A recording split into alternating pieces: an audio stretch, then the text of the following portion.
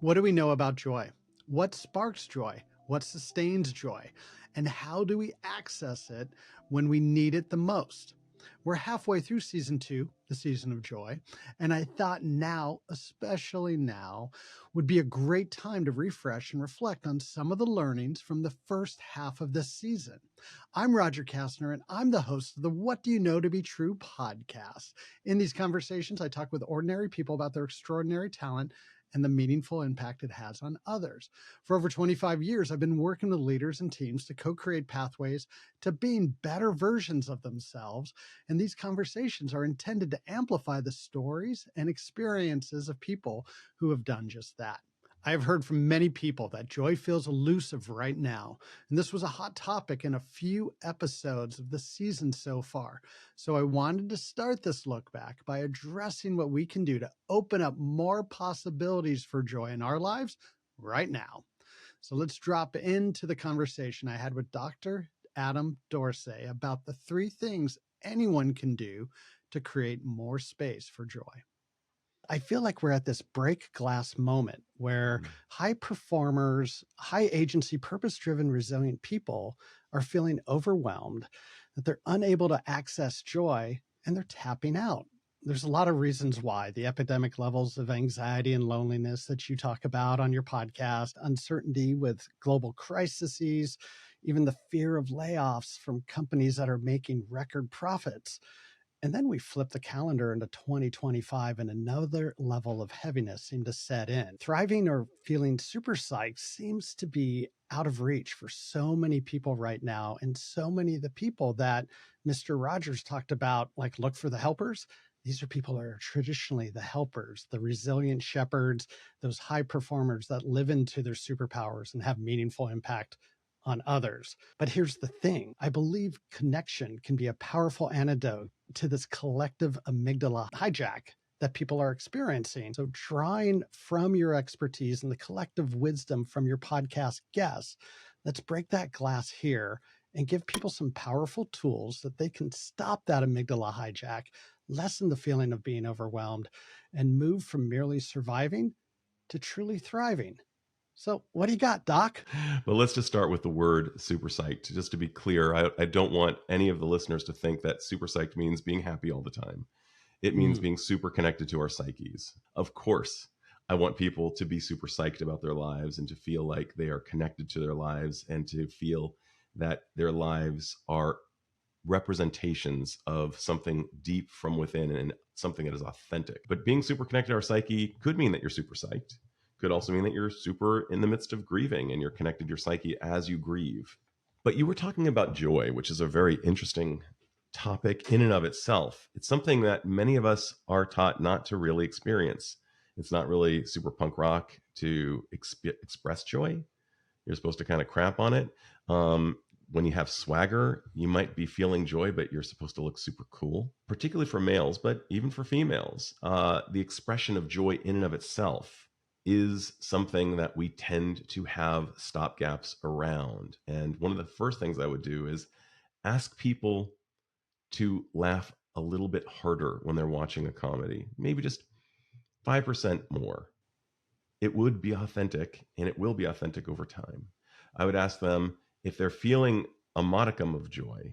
I would ask people to ask themselves, are you really expressing it to its fullest degree? I realized I was born on the enthusiastic side of the bed, but here's what can happen to us around joy or enthusiasm in and of itself. I was sitting in college expressing some spectacular enthusiasm of something, and the woman sitting across from me said, "Wow, you're so easily impressed," kind of looking at me askance and kind of low-key kind of looking down at me.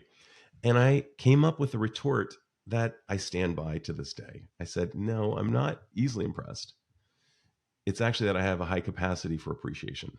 For a guy who generally couldn't articulate his thoughts and feelings very well at that age, I stand by that quote to this day. And I would ask each of us to ask ourselves, could we increase our capacity for appreciation of things? We've seen that gratitude and awe lead to more fulfilling lives. Awe may be even considered gratitude on steroids. There's a lot of science on that. You were talking about a host of things. I won't be able to attend to all of them, Roger, unfortunately, but here's what I can tell you. We can, as Ted Lasso reminds us, we can only control the controllables. And another thing I know for sure is that we are not very conscientious about how we allocate our time. We're not very intentional. We get sucked in like flies or moths to a flame to social media, spend time doom scrolling there. And yet we say we're so busy that we have no time to do anything. If we actually looked at how we're allocating our time, we're being sucked into voids, thinking that we're being productive by, I don't know, reading about, being informed, finding out about other people's lives on Facebook, going into Reddit and learning about a thing. That's fine, by the way, if that is really what you want to be doing with your time. But we can't say we're too busy to do the important things. There's an old XY axis that I believe comes from Eisenhower. He declared that there are two basic points on this XY axis. There is urgent and there is important. And oftentimes these days with a 24-hour news cycle and with all these emails and texts and all of the stimuli we get, everything seems urgent. And yet we don't have enough time to deal with what is truly important. I am one such person. And so what I ask people to do is to use social media. Don't let it use you. Create more than you consume. A lot of us are consuming social media at just large volumes. And I would have to ask you, is it good medicine? Is it making you feel more engaged with your life? My guess is it's not. But what does make us feel more engaged with our lives, and what does actually bring down anxiety and depression and a sense of connection with self, which is the primary connection that precedes all other connection, is being in the creator's chair. Creating does not necessarily mean painting. I'm a horrible painter. If drawing was the only thing that we could consider our art, I would be tapping out immediately. But being on this podcast right now, I'm creating. You're creating. Writing is a form of creation. When I'm doing my work as a psychotherapist and listening to people's stories and taking them in and being curious, I'm creating new neural pathways to accommodate these stories and learning more about the world from their subjective realities. This is a form of creation as I articulate back to them perhaps something that might help. Creation could be having a meaningful conversation with a friend and helping them out with a problem, or just laughing together is a form of creation. I would ask people, get more in your life. Act as if you have the camera crew of The Office or Parks and Recreation doing a mockumentary of your life, and ask yourself, am I using my time in a way that is meaningful or meaningless? Is it feeding me or is it bleeding me? Oftentimes, if we just get more intentional, we can attend more to the important. So if you want a rich, interesting life, get into the creator's chair. Be conscientious about how you allocate your time. Your time is your one non-renewable resource. You can lose your health and you can get that back. You can lose your money and get that back. You cannot lose your time and get it back. So think about how you want to use your time. Think about what is truly important. Think about what you can control. And if you think it's too late, like you and I were talking offline, like, wouldn't it have been great if we'd started our geek stuff at a very young age and we're living with compounding interest over the years? That would have been awesome. Yeah, we would be infinitely further ahead than we are now. But as the Chinese proverb says, the best time to plant a tree was 20 years ago. The second best time is now. Start planning now. Time is going to pass anyway. You might as well be doing the things that actually matter. I love how simple these steps are that Dr. Adams shared with us. And it should be no surprise that a couple of the other guests had perspectives on laughter, appreciation, and creating. Here are brain health expert Dr. Krystal Culler, sportscaster Jen Mueller, and executive coach Nana Gyesie, who all shared their own perspectives for getting on the path to joy. I was listening to an episode of Let's Talk Brain Health recently where you had Jess Brain on. Yes, Jess Brain. Yes. And she's talking about the power of laughter. And it made a lot of sense to me, this idea that when we are laughing, we are more creative, we are more innovative, we are more present in the moment. And I loved what she said about when we're laughing, we can only think about the thing that's producing joy. And I think that's one of the most beautiful things around some of the conversations, at least I get to have through our work or even the podcast, is there are these small tangible elements where, yes, we can spend a short amount of time talking about the science of laughter and how it shows up, but, can frame it in a way where we could think about it for ourselves and then reflect. Well, where am I sitting at in those moments when I have a good laugh? Who am I with? And then can I intentionally create a few more moments of that or a few more opportunities to be around those people because I notice how I feel when I'm there, and then being mindful too of we likely have that influence on others. And so I think those practical ways to start to make those connections. And it's always easy. I see the jokes all the time where it's like half of adulthood is texting your best friends, we need to get together soon. It's actually like getting those moments with people that are in your circle that bring you joy and enjoying them, being present when you're there and carving them out. And it's like, let's not say it, let's get something on the calendar and having that follow through. But really, there's a lot of things I think all of us could implement. And I remember what stood out for me for her was, how much kids laugh compared to adults. And if we're even challenging your listeners, if you're thinking about when is the last time you had that good laugh, we probably want a little more of that, and we can intentionally start to fold some of that in. So I think it's a good challenge for us. It was shocking, the stats on how much kids laugh on average per day versus adults. 300, 400 to 5 to 15 times a day between kids and adults. Like, ooh. Yeah, and I think it's the cliches. We always hear that laughter is the best medicine.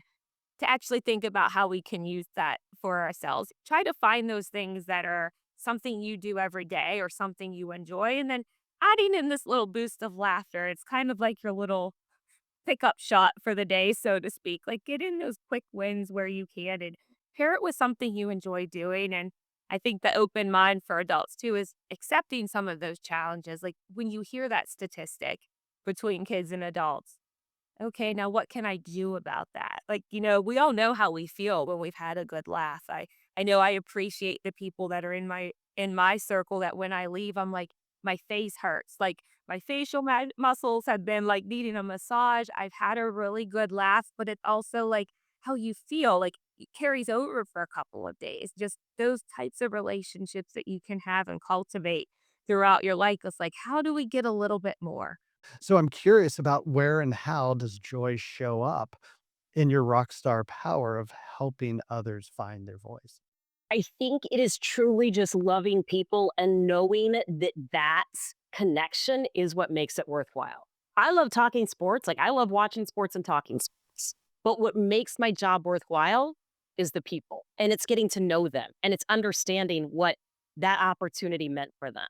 If I'm on stage and I'm talking to an audience, it's being able to see the aha moment when they go, oh, I can do this, right? Like this doesn't have to be so hard. Oh, I just needed a new way of thinking about it. It really is the connection with people. And I will tell you that early in my career, and I journaled about this a lot, I would not consider myself an empath, which is that's a personality type. I would characterize myself as somebody who has a tender heart towards people. And when I first got into the industry, that was not applauded or encouraged, right? Because I'm a female working in a male dominated environment. So, what I was told to do was, you know, your best bet at succeeding is to act as close to a man as you can and not ever be noticed in there. Because if somebody notices that you're a woman and that you do things differently, there's a greater likelihood they're going to single you out and they're going to find a way to get you out of there, right? And so you almost had to be very callous at the beginning. And the further I got into my career, the more I realized I didn't have to do that. You also get some credibility and some respect that makes it easier to actually be who you are and to care about people. But once I allowed myself to just be authentic and to care about the people that I work with as human beings, then you start to see the real conversations and the real relationships. And then it becomes really gratifying because I will forget every single score and stat. I cannot remember specific plays. I do not remember scores. I do remember conversations with people. And I remember conversations where they let their guard down, or where they gave me a hug, or where they swore they were never going to do this post game interview. And then they did one with a smile on their face. Like, that's what I remember more than any of the highlights that you would ever see on TV. I think this idea of being attached to our purpose and being in service of others has always been our path to purpose and our path to meaningful existence. And I think that's not going to change. What you said is actually quite powerful because it actually proves that we, the humans on this planet, the 8 billion of us, are creators.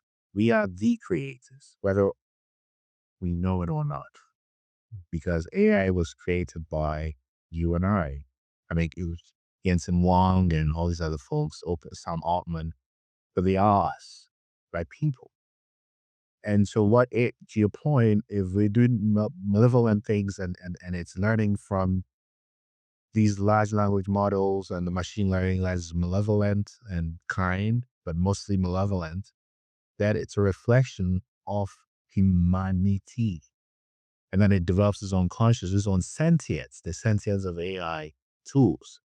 But that sentience is based on what the creators created. Hence, there's a new creation. Do you see where I'm going? Well, when the individual begins to understand that they are a creator, even in an organization, even if you're the lowest on the totem pole, you're there because you're creating something that is good for the aggregate.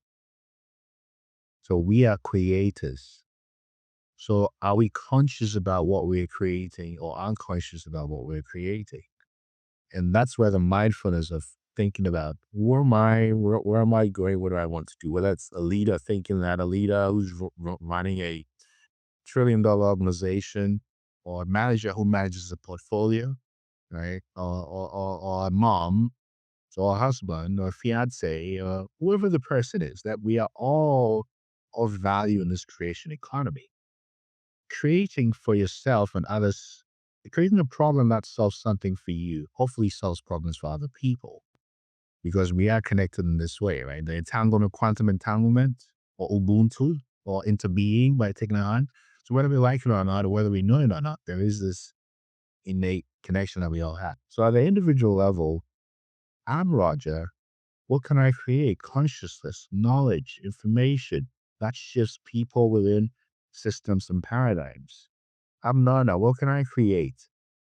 Empathy, mindfulness, self-actualization, right? Because this is all influenced by the things that influence how I came up. Whoever you are, if you're asking this question, what can I create in the context of this organization I work in? But often our own programming and trauma gets in the way in the form of limiting self-beliefs and excuses. And because we've been told we're small or insignificant, so we believe it. But we're sophisticated, we act like, oh, there are real reasons why I can't do it because I just had a child, or I don't have enough money, or I'm not smart enough. But this is a time for creation. That's the story. That's to realize that we all can create as an employee, as a leader, as an entrepreneur, as a human. And that creation, if it makes something better for you, means it may make something better for other humans like you as well. And if one is operating from that perspective of contributing and improving and adding, then one is relevant. Okay. Hopefully, now that we're feeling that joy is more possible for us, I want to turn towards the difference between joy and happiness. I've found these terms to be used interchangeably and in contrast between psychologists, neuroscientists, and other experts. For instance, Dr. Laurie Santos is an expert on happiness. She is the Yale professor of the wildly popular course, The Science of Well-Being, and she hosts the Happiness Lab podcast. Dr. Santos once wrote that happiness encompasses a broader sense of life, satisfaction, and fulfillment, while joy is a more fleeting and intense positive emotion. Conversely, David Brooks, the New York Times opinion columnist, political commentator, and author of How to Know a Person, has described the difference as happiness usually involves a victory for the self. Joy tends to involve the transcendence of the self. Happiness comes from accomplishments. Joy comes from when your heart is in another. Joy is the present that life gives you as you give away your gifts.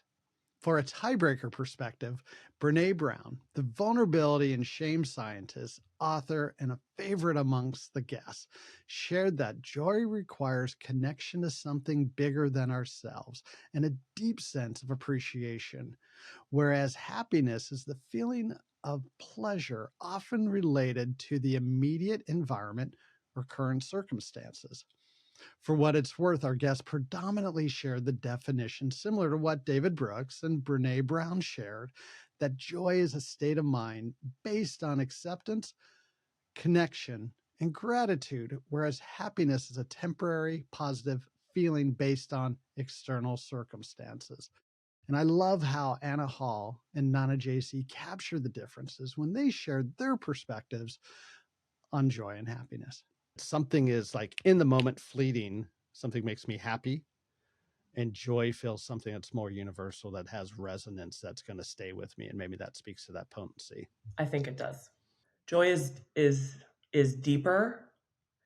It's felt more throughout our entire being. It's, mental, emotional, physical, chemical.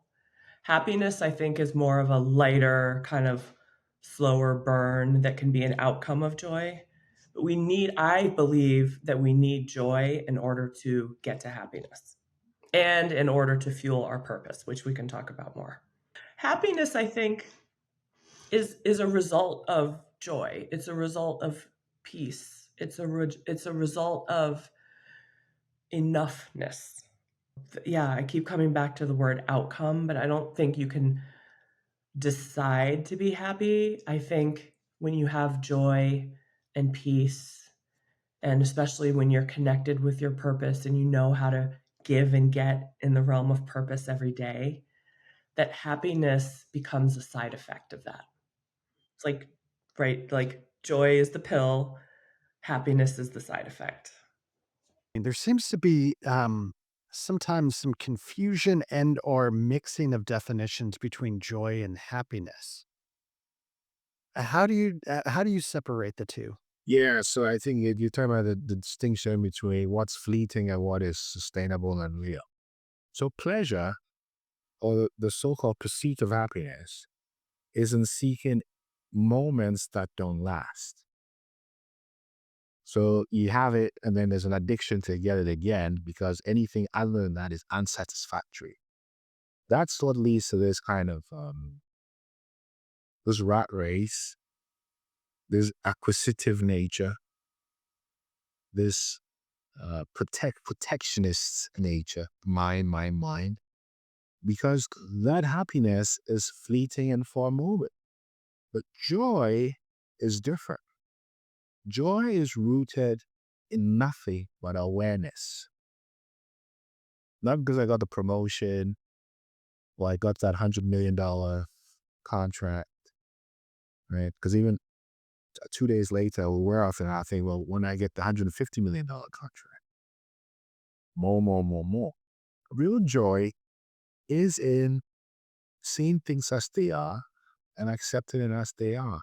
And in that acceptance, there's a recognition of your power and efficacy to choose differently, mentally and emotionally. And when one chooses differently, mentally and emotionally, then one begins to manifest differently because everything is magnetic. Or the neuroscientists talk about confirmation bias. This is going to be bad. This is going to be bad. My mind thinks the evidence is going to be bad, and then it's bad. But even if it's bad, the Buddhist mind would say, well, okay, it happened. What does this mean? And what can I take away from it? What's the opportunity here? It's horrible. There's nothing I can do. And then in that, there is wisdom. Because the reason we suffer is because everything bad that happens to us is actually a chemical reaction. So there's cortisol and all these things in our bodies that say, this is bad. So we have to play the same chemical game to have more dopamine, which is saying this is challenging, but what's my efficacy here? And in that, one shifts from being a victim to a victor mindset. Mm-hmm. And that's where joy comes in. Joy comes from realizing that whatever happens, I am not that. My awareness is superposed to the phenomena that's bad or good. That what's bad and good is simply another phenomena that rises and falls. Because the constant here is my awareness. That the awareness is constant and everything is just passing. They're just waves, like clouds in the sky. As you may have heard me say in a couple of these conversations, words matter. So I find the discrepancy to be interesting to a point. I respect and love the work of the people on the other side of this discrepancy, like Dr. Laurie Santos and Harvard professor Arthur C. Brooks. And yet, I want to make sure that when we talk about joy on this podcast, we're talking about the joy that is experienced when there is a connection to something bigger than ourselves, rooted in gratitude and based on a deep awareness of the present moment. And more to that point, what we can do to access, amplify, and help others find it for themselves as well. As we've found to be true, accessing joy can be hard to do, especially now, and yet our guests have shared many ways to access joy and how to help others access joy as well. So I have a question for you. Okay, hit me. In my deep study of joy, with lots of practice and lots of purpose discovery, I actually found that there's 4 main ways people access joy. So Joy Fuel is actually a program, let's call it a hack, to get to joy faster. Because life is busy and our brain likes to categorize and label things so that we can just get to it and skip steps and not use as much fuel. So there's 4 main ways I found that people access joy. And when I do workshops and purpose guide experiences, I bring people through an exercise to help them figure out their main form of joy fuel. Because remember, we said joy is very potent. 15 minutes a day can fuel your whole day. Don't wait for the weekend to get joy, because then you're going to need like more than the 2 days that you have. You got to get joy on a regular basis. Don't delay joy. Don't put it off. It's like the coolest, most effective way of self-care that I am aware of. But there's 4 main ways people get joy.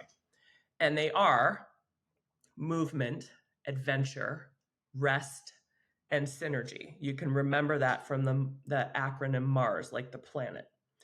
So joy, I describe as joy fueling, is losing track of time, losing track of self, feeling delighted, and afterwards, you're energized, you're ready to go, you're resilient, you can take on that hard thing, you can keep going on that project that you were stuck on before. Now, you, Roger, are probably thinking, well, Anna, that sounds like a flow state. And basically, I would say it is. You know, when you're noticing that sun and feeling the warmth on your cheek for just a moment, you're so in that present time that you're not thinking about time or self or, you know, is my lipstick the right color or is my hair sticking up? Like, you're in that moment. I don't call joy fuel a flow state, though, even though it kind of is, because again, our society has turned a flow state into getting into a mindset to achieve things or to finish things or to get things done. And joy fueling is joy for the sake of joy. Like, joy is the objective and the outcome. It's the strategy, it's the plan, it's the tactic, it's everything. Joy for the sake of joy. So movement is when you're, maybe for some people it's exercising, it's that endorphin high. It's for a lot of people, movement is joy fuel because it actually slows down the brain chatter and unites mind, body, and spirit. It can be weightlifting. It can be even just taking a moment to stretch. That's joy, that feeling. Adventure, I named this one specifically for the older adults who have been my purpose guides throughout my life. Many a 90-year-old has said to me, Anna, I am never going to have another adventure. I'm not traveling anymore. You know, that's heartbreaking to hear. Adventure in the land of purpose and joy means to be curious, to try new things, to think of things in a different way, to open your mind, to learn something new, to try something where you don't know where the outcome is going to be, to meet a new person and be completely curious about what is their joy and what makes them tick, to try a new restaurant. All of that is curiosity, great joy. The next one is rest, totally undervalued in our society. A lot of us say rest equals lazy. Not true. We are human beings. We are biological, chemical, energetic creatures. We need rest. So for some people, rest is getting enough sleep. That's definitely me. But it's also relaxing mind, body, and spirit at once. And that's where I listen to music or have a sound bath of lots of bass and beautiful melodies like in headphones in my ears, and I'll dance around my house. That to me is rest. And the last one is synergy. Going back to our conversation about energy, it's energetic connection with other people, also with animals, nature.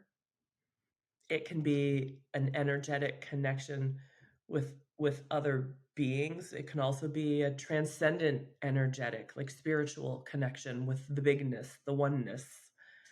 And I found that people who really resonate with synergy as what makes them lose track of time and self and get energized have a great affinity to large bodies of water like oceans or large lakes and trees and mountains.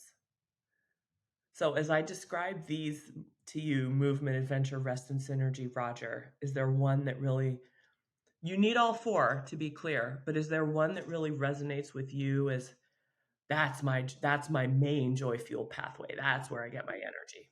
Synergy is all around connection, as you said, Yes. and made me think about my friend Mark Meadows, who had an episode recently, but also in all the conversations that I have with him, it's all about connection and belonging, and what he has taught me about how we all belong to each other already. We're already connected. How much of what we try to do in life is to separate ourselves from other people, and this idea that we're all connected and yet we experience life through differences. I think there's the polarity there where yes, there are differences. We are innately different and yet we're all connected. Yes.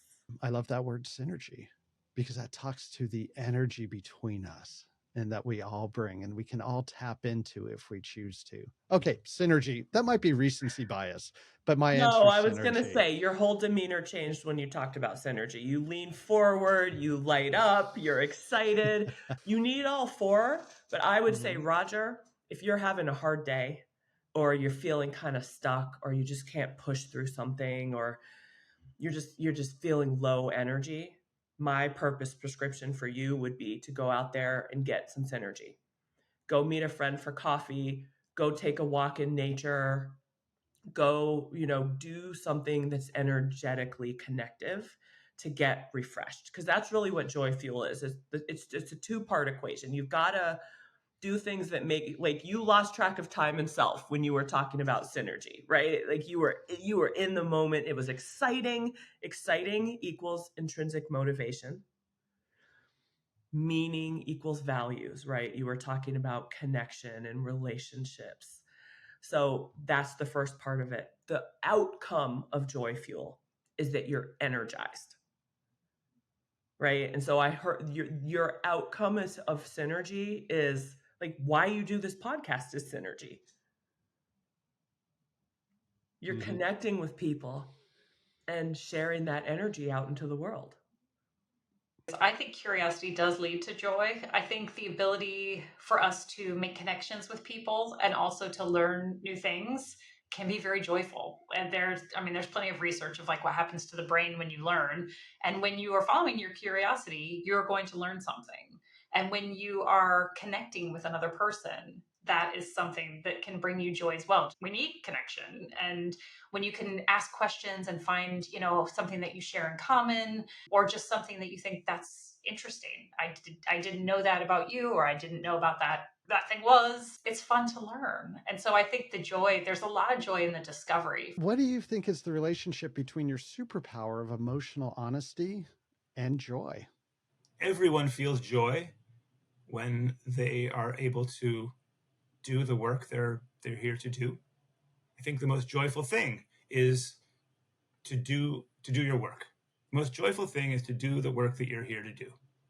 We all have something, gifts that we just have. And a big part of life is discerning what those gifts are, and then putting them into practice. That brings about joy. And I think those gifts are always meant to serve. They're always meant to bless. They're always meant to beautify, to do something for somebody, whether it's being, a fireman or being a muralist. And the other thing I'll say brings a lot of joy to me is witnessing progress, whether it be in the world or in myself. Nothing makes me feel better than seeing myself getting better at something. And I think that comes from work. It comes from, putting in the hours, whether it be just thinking about what I'm doing or painting murals or having conversations. It just feels great to say, wow, I did it differently last week, or I did it differently last year. And I'm better at it now. I love that. And I think our willingness to make mistakes. I mean, you spend 5 minutes on social media and you'll see some of those inspirational posts around, your growth is just outside your comfort zone. I mean, there's implicit in growth is the willingness to make mistakes. So much of life is made better by taking everything less personally. I think it's a really magnetic negative that we all feel, about identity. I am my success or my failure. It's so easy to feel like we are our mistakes, or almost as erroneously we are our successes. It's just so dangerous to take everything personally. If I feel like, wow, I made this amazing mural, as soon as it's finished, I feel this huge pressure to do it again or to do a better one. But if I feel like beauty is there to be engaged with, I love beauty, I'm going to go give it a try. That's a completely different worldview than now I have this pressure on my shoulders to be a great artist. That's what I mean, the difference between personal and impersonal.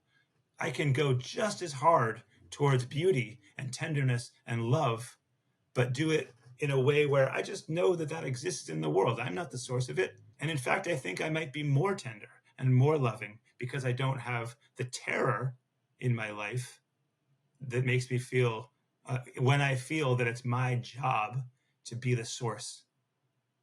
It's my contention that connection is the precursor to everything we want. And that's why I call it super psych, super connected to our psyches. We want to live this life alive. We want to be alive while we're living. So the definition, and this was done, a working definition with about 10 licensed mental health professionals, was vitality, what makes us come alive, life force. I believe that when people say, I want to feel connection, they are talking about life force. They are talking about vitality. They're talking about things that bring them alive. And we each have a unique connection formula that is ours to figure out. It's a puzzle. And the only way we figure it out is by trying a bunch of things. My mom was right when she said, try it, you might like it. One of my favorite examples of this is I was working with somebody you read about in my book, a biologist. And he would, smoke weed and watch, 70s TV and go to sleep and wake up, and he'd face the commute. And, he said he described himself as having the dad bod of dad bods. He was living a very kind of, I'll call it a limp handshake life. Have you ever been in a occasion and had a handshake and it was just limp, or one of those awkward handshakes where they kind of put out their hand? He was living life. His connection with life was like that. And if I had a T-shirt, it would say "No limp handshakes." Like that's the bottom line, no limp handshake. And the other alternative would say more cowbell, because we all need. I mean, that would be the other defining characteristic. The greatest SNL skit of all time also carried connotations that I think apply to life. We all need a little more cowbell in our life. So anyway, this guy and I were trying to fish for something that would give his life more vitality. And He said that something that he loved doing as a kid was gardening. Oh, fantastic. He's a biologist who loves gardening. Let's get started. So he started with something small, tomato plants. And little by little, the gardening bug took over. And in a just like an opposite of Kafka, he did not turn into a cockroach. No, he turned into this vital gardener with a really green thumb. And instead of watching 70s TV and doing the bong hit, he was drinking herbal tea and reading about gardening and going to sleep, waking up early, working out, and getting his hands in the garden before work, using everything he had. He was working out because he wanted to be stronger so he could garden better. And now instead of having the dad bod of dad bods, he has just a dad bod, as he says. And from that, I came up with an acronym, all based on very solid research. And the acronym is FEED, F-E-E-D. So F stands for flow. One of the things we've studied a lot. Mihai Csikszentmihalyi studied this idea called flow, and it's been one of the most important additions to modern psychology. It's when you're immersed in a thing. And 3 hours could go by and it feels like 30 minutes. And you've all experienced this in some way at some time. It could be an incredible conversation. Where has the time gone? Or you could be involved in a creative project and say, whoa, I was so in it. I didn't even realize that time had passed. So that's flow. E, the first E, stands for educate. Does it move your needle in some meaningful way? Are you learning something? He was definitely learning. And we also know that learning is an activity that causes more dopamine, more of our dopamine receptors, our endogenous dopamine is increased. The second E would stand for energize. Does it require energy and does it give energy back? You and I both know that the greatest things in life require energy, often sweat. Sometimes it requires a little bit of a price for admission, maybe even activation energy. But on the other side of giving energy, we get the energy back. We can come back from a long bike ride and say, that was awesome. I'm exhausted. I left it all on the road, and that was the best use of time ever, even though I was cursing myself as my legs were getting tired or full of lactic acid and hurting. The last letter D stands for depth. We're not just meaning-based creatures. There's a fella who lives not very far from you, Michael Meade, who said that we are not just Homo sapiens, we are Homo symbolicus. We are meaning-chasing creatures. And for him, the biologist, all 4 criteria were met in gardening. He experienced flow. It was educational. It was energizing. And it was very depthful and meaningful to him. He started inviting people over to his garden, having barbecues. People were taking great joy. He was known as that garden guy. And this may sound like a very simple thing. It in some ways is. And yet he found his thing, and he's much more present at work. His job is good. It uses his education, and we also found new ways to find novelty in his work. That's a whole other topic unto itself. But now his his long commutes to work, he's listening to gardening podcasts a lot of the time. I mean, he's that guy. We can all figure that out over time. And I have a funny feeling, relationships are beginning to happen. So, other good things come after we find our thing. But we first, the first of the 4 connections is connecting to ourselves, which is not a selfish act. It's not narcissistic, but it informs all of the other connections that I describe in the book. So there you have it, the key learnings on joy from the first half of the season of Joy. I'd love to hear your thoughts and perspectives on what you've learned from these conversations so far, or if you have a suggestion for a guest for the second half of the season, go ahead and leave a comment below. Thank you all for being here. The best way to support these conversations is to subscribe, leave a review or comment, and share with a friend. Thank you for that. Okay, be well, my friends, and as always, love you, mean it.